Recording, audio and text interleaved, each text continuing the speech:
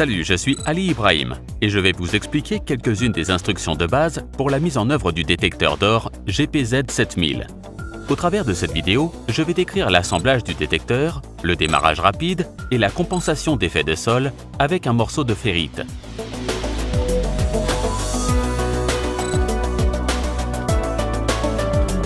Le GPZ7000 peut être assemblé rapidement et toutes les étapes sont indiquées dans le guide de démarrage. La batterie lithium-ion se charge avec le chargeur de batterie BC10. Le chargeur BC10 peut être alimenté par une prise secteur ou sur une batterie de voiture.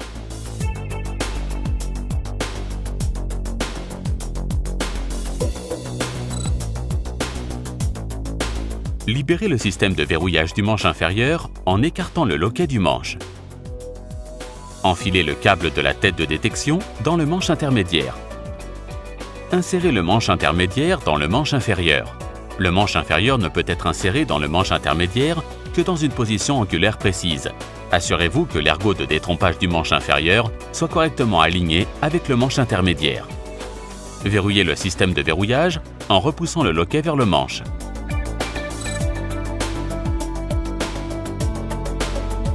Libérez le système de verrouillage du manche supérieur en écartant le loquet du manche.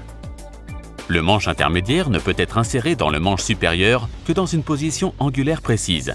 Assurez-vous que l'ergot du détrompage du manche intermédiaire soit correctement aligné avec le manche supérieur. Faites glisser le manche intermédiaire dans le manche supérieur jusqu'à ce que l'ergot de détrompage apparaisse à l'extrémité. Tournez le manche intermédiaire de 90 degrés pour que l'ergot de détrompage soit orienté correctement. Verrouillez le système de verrouillage en repoussant le loquet vers le manche.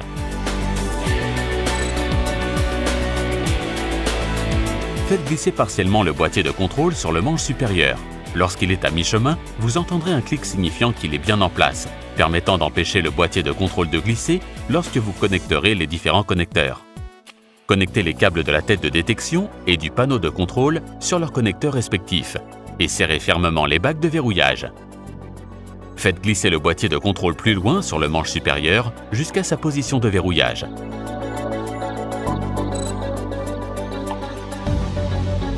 Mettez le bloc batterie en place sur le boîtier de contrôle et fermez les loquets afin de le maintenir en position. Mettez en place le module casque audio sur le boîtier de contrôle. Utilisez un tournevis ou une pièce de monnaie pour serrer avec précaution la vis, en prenant soin de ne pas endommager le filetage en serrant trop fort.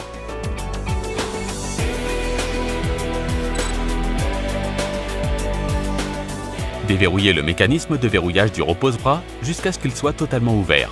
Faites glisser le repose-bras le long du rail situé sur la partie supérieure du châssis. Assurez-vous que les parois latérales inclinées se trouvent du côté du panneau de contrôle. Faites glisser le repose-bras le long du rail jusqu'à obtenir une position confortable juste en dessous de votre coude lorsque vous tenez le détecteur. Refermez le mécanisme de verrouillage du repose-bras afin de bloquer sa position.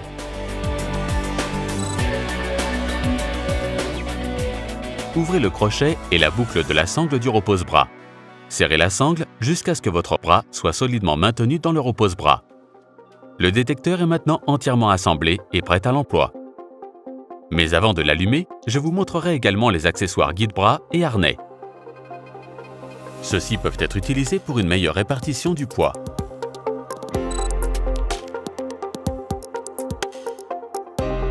Le GA10 se fixe sur le manche intermédiaire et dispose d'un lien flexible, FlexLink, et d'une sangle facilement ajustable. Attachez le FlexLink sur le manche du GA10. Alignez les trous du manche avec l'ergot de détrompage du FlexLink. Enfoncez le FlexLink sur l'extrémité du manche jusqu'à entendre un clic, signifiant sa bonne mise en place. Attachez le C-clip en pointant le crochet vers la poignée du GA10. Appuyez fermement dessus pour fixer le clip sur le manche. Placez le FlexLink approximativement au milieu du manche intermédiaire du détecteur. Enroulez la sangle autour du manche et faites une boucle avec l'extrémité de la sangle à travers la fente du FlexLink. Tirez la sangle jusqu'à ce que le crochet du FlexLink s'accroche sur le premier trou de la sangle. Pour fixer le GA10 sur le détecteur, alignez le manche du GA10 parallèlement au manche du détecteur et glissez le C-clip dans la glissière du point d'attache sur le détecteur à la base de la poignée. Le ProSwing 45 Harness est fourni de base avec le GPZ 7000. Il est livré avec une tige G-Strut supplémentaire et une traverse rigide de harnais pour soutenir davantage le détecteur. Maintenant, je vais mettre le bracelet S-Cuff sur le manche.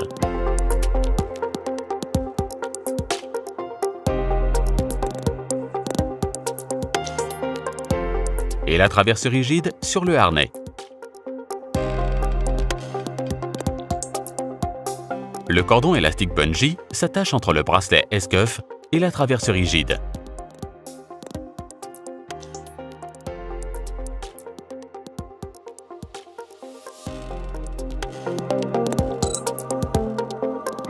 Le GPZ 7000 ne possède pas de haut-parleur intégré. Il y existe 3 manières d'écouter la tonalité sonore du détecteur, soit par un casque connecté directement au détecteur, ou via le haut-parleur sans fil WM12, ou avec un casque connecté au haut-parleur sans fil WM12. Aujourd'hui, je vais utiliser seulement le casque. Pour connecter le casque directement au détecteur, branchez la prise du casque dans la prise du module casque à l'arrière du détecteur.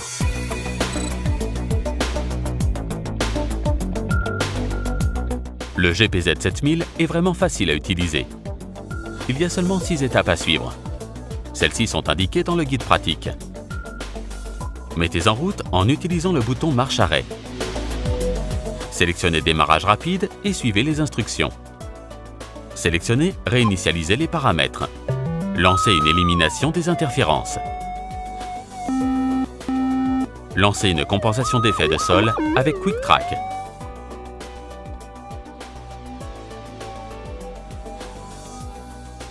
Et commencez à détecter.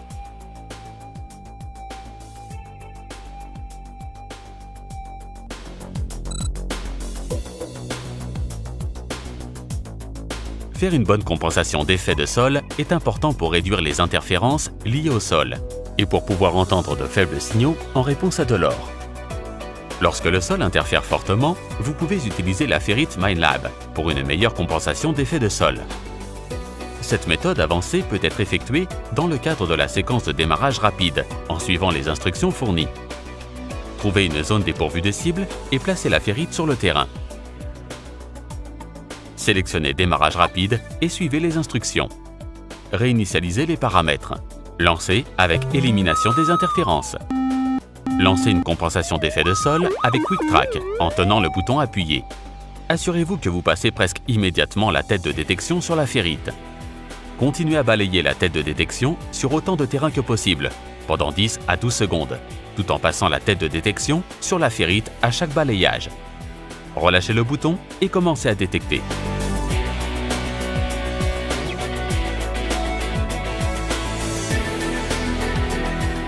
Suite à cette brève introduction, vous pouvez voir que le GPZ 7000 est facile à configurer et permet de commencer à détecter rapidement. Pour en savoir plus sur le meilleur détecteur d'or au monde, visitez le site web de Minelab ou contactez votre revendeur Minelab le plus proche.